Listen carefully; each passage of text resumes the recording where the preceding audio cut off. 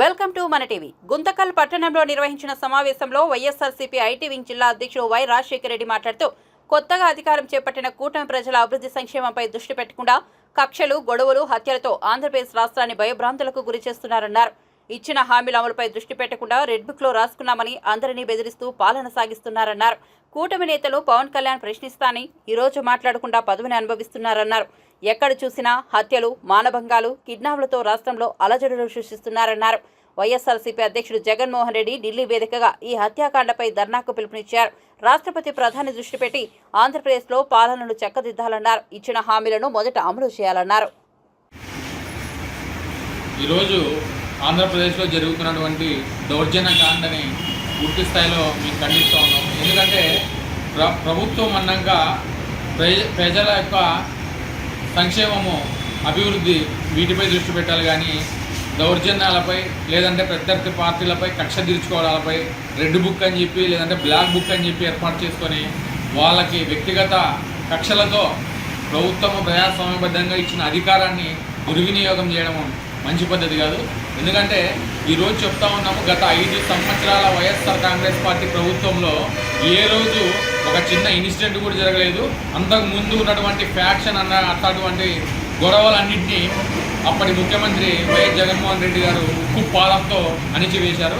కావాలంటే మీరు crime records ఒకసారి చెక్ చేసుకోండి. గత 5 సంవత్సరాల్లో ఎన్ని నేరాలు జరిగాయి, లేదంటే అంతకుముందు 5 సంవత్సరాలు ఎన్ని జరిగాయి, ఈ 2 నెలల కనీసం ఇంకా 2 నెలలు కానీ కాలేదు, ఇప్పుడు ఎంత జరుగుతున్నాయి అనేది నార్త్ ఇండియాలో కావచ్చు లేదంటే పక్క రాష్ట్ర ప్రజలందరూ భయభ్రాంతులకు గురవుతున్నారో ఆంధ్రప్రదేశ్ ప్రజల యొక్క దీన్ని చూసి. ఎందుకంటే మనం ఆ రోజు నుంచి చెప్తా ఉన్నాము, మనం మొదటి నుంచి చెప్తా ఉన్నాము, పేద ప్రజల యొక్క సంక్షేమమే ధ్యేయంగా వైఎస్ఆర్ కాంగ్రెస్ పార్టీ ముందుకు పోతూ ఉంటే ఈరోజు వీళ్ళు దౌర్జన్యాలు లేదంటే హత్యాకాండలు, ఎక్కడ పడితే అక్కడ భూముల్ని, ఇసుకని, ఇలాంటి వాటన్నింటినీ దోచుకోవడంపై పూర్తి స్థాయిలో దృష్టి పెట్టారు.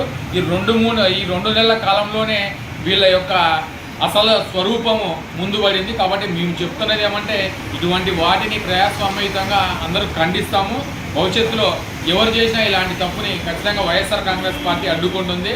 మా పార్టీ యొక్క ఎవరిపై మీరు దౌర్జన్యాలు చేయాలని చెప్పినా మేమందరము అండగా ఉంటాము. మన ఆంధ్రప్రదేశ్లో ఇప్పటికీ వైఎస్ఆర్ కాంగ్రెస్ పార్టీకి 40% పైచీలకు ఓట్లు ఉన్నాయి. దాంతోపాటు స్థానిక సంస్థల్లో ప్రజాప్రతినిధులు ఉన్నారు, లేదంటే ఎమ్మెల్సీలు ఉన్నారు, మాకు ఎంపీలు ఉన్నారు. వీళ్ళందరూ ఖచ్చితంగా తిరుగుబాటు చేస్తాము.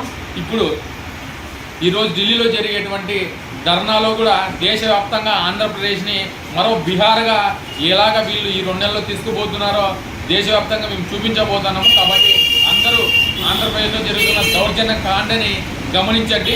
ఇటువంటి కూటమి ఇప్పుడు ప్రశ్నిస్తా ఉన్నటువంటి పవన్ కళ్యాణ్ ఈరోజు నోరు మూసుకొని ఎక్కడున్నారో ఆయన ఎవరికి అర్థం కావట్లేదు.